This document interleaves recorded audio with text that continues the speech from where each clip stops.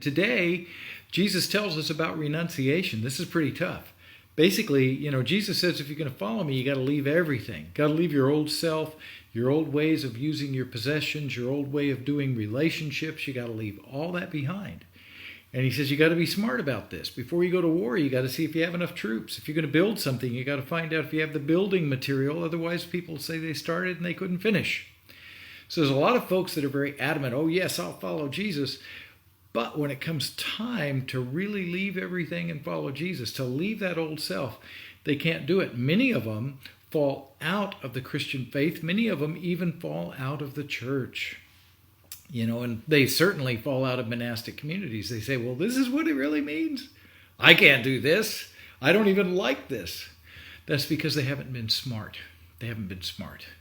So, to follow Jesus, you renounce your self-will, your old self. You renounce your attitudes, old attitudes. You renounce your possessions. You renounce your old way of relating to people. It's a whole new way, a whole new way. Monasticism in particular is a way to kind of focus this down, to hone it down, to really do it more intensely. So in monasticism, we embrace poverty, we embrace chastity, we embrace obedience. Oh, and the tough one is obedience. That's the greatest poverty.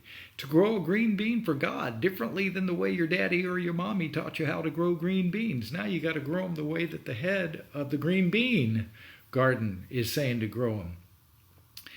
Boy, that's where you find out where your ego attached and where you still have self-will.